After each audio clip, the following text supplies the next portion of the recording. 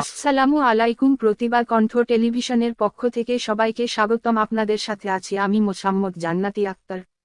দিনাজপুরে গুলিবিদ্ধ রশিদের চিকিৎসার জন্য মন্ত্রিপরিষদের সহায়তা।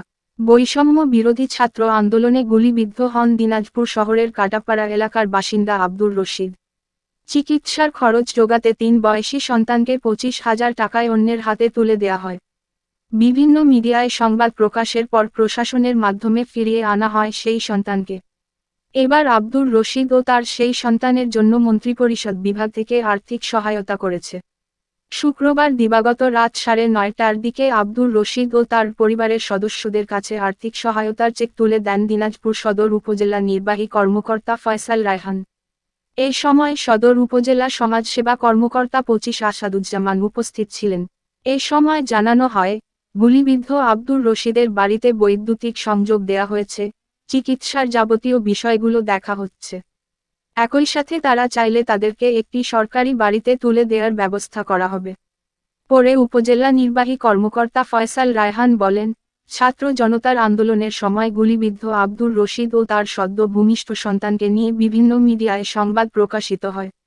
বিষয়টি নজরে আসলে বর্তমান সরকারের উপদেষ্টাগণ বিষয়টি নিয়ে সাথেই তৎপর হন। বৈষম্য বিরোধী শিক্ষার্থী, প্রশাসনের বিভিন্ন বিভাগ থেকে সহায়তা করা হয়। তারই অংশ হিসেবে আজকে স্বাস্থ্য সেবা বিভাগ থেকে 50,000 টাকার চেক তুলে দেয়া হয়েছে। বাইরের দেশ থেকে অনেকেই সহায়তা করতে চেয়েছেন।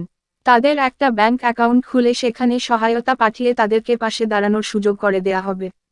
উল্লেখ্য, গত 4 আগস্ট দুপুরে গর্ভবতী স্ত্রীকে নিয়ে দিনাজপুর 250 শয্যা বিশিষ্ট জেনারেল হাসপাতালে নিয়মিত চেকআপ করতে গিয়েছিলেন দিনাজপুরের কাটাপাড়া এলাকার দিনমজুর আব্দুর রশিদ। স্ত্রীকে গাইনি ওয়ার্ডে রেখে নিচে কাউন্টারে টিকিট কাটার সময় হাসপাতালের ভিতরে বৈষম্য বিরোধী ছাত্র আন্দোলনকে কেন্দ্র করে গোলাগুলির ঘটনা ঘটলে গুলিবিদ্ধ হন আব্দুর রশিদ।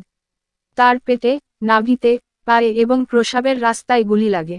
পরে পুরো চিকিৎসা না নিয়েই বাড়ি চলে যান আব্দুর রশিদ। 3 দিন পর তার পেটে গুলিবিদ্ধ স্থানে পচন ধরলে ও ব্যথা শুরু হলে 8 আগস্ট তিনি দিনাজপুর আব্দুর রহিম মেডিকেল কলেজ হাসপাতালে ভর্তি হন।